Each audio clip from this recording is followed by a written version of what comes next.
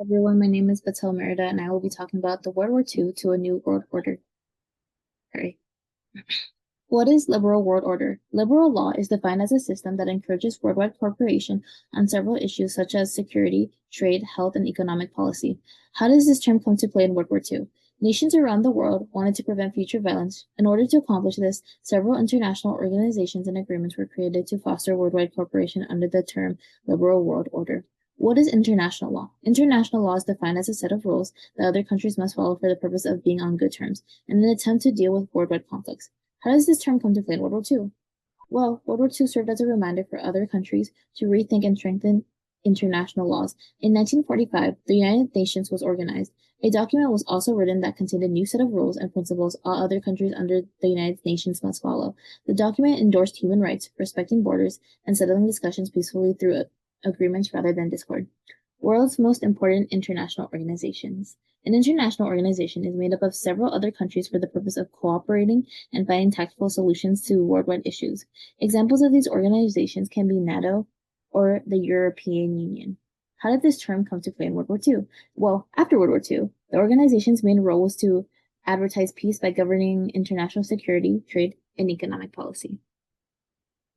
Memory of the camps. What is this? What occurred? And a quote. Memory of Camps is a documentary that shows footage of the horrific conditions victims of the concentration camps had to endure in April 1945. In the film, I see the repetitive horror of these concentration camps, such as how crowded they were, starved individuals, several illnesses scattered, and even death. We then see Nazi guards send innocents to gas chambers where they would die, and after death, their clothes would be reused by other victims in these camps. People assigned to these death camps wouldn't even survive the train ride, sometimes due to how compressed the train was. An example of a camp is Ibanez, a camp where prisoners faced hunger, illness from physical labor, and death in uncertain areas. A quote I would like to share is one by Reverend T.J. Stretch. The quote goes, "Unless the world learns the lesson these pictures teach, night will fall, but by God's grace we live and learn." The quote tells us the importance of understanding historic atrocities and how vital these stories are for the purpose of history not repeating itself. Connections between the Holocaust and Nuremberg trials. What were they and the connections? The Nuremberg trials were court-martials held after World War II and the death of Adolf Hitler in order to execute Nazi war criminals. The term execution can be used to connect the genocide of the Holocaust and Nuremberg trials while viewing the films about these events. For instance, execution in the Holocaust can be shown where several victims were horribly put to their end in gas chambers in these concentration camps. Then the Nuremberg trials were an event where Nazi soldiers were executed as well in horrible ways as a form of justice for these victims stuck in concentration camps. By establishing legal procedures that hold Nazi soldiers responsible for causing harm to several innocent individuals in these camps, a serious offense under international law, the Nuremberg trials contributed to the development of international law.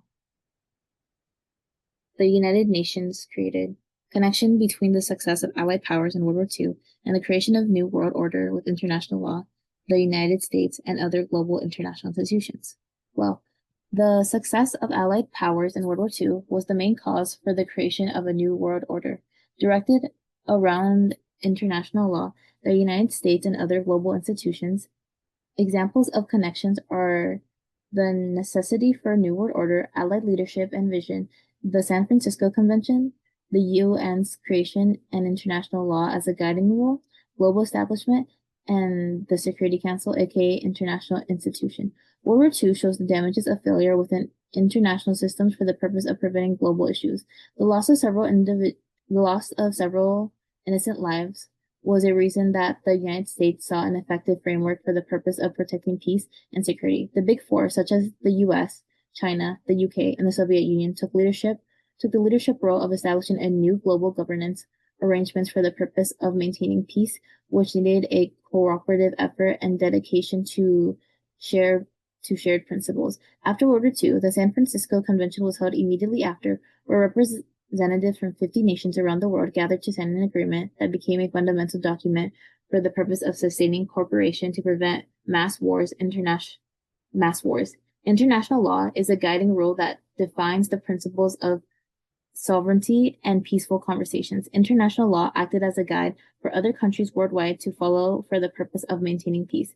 The UN agreement created institutions for a new international law for the purpose of maintaining peace too. Thank you.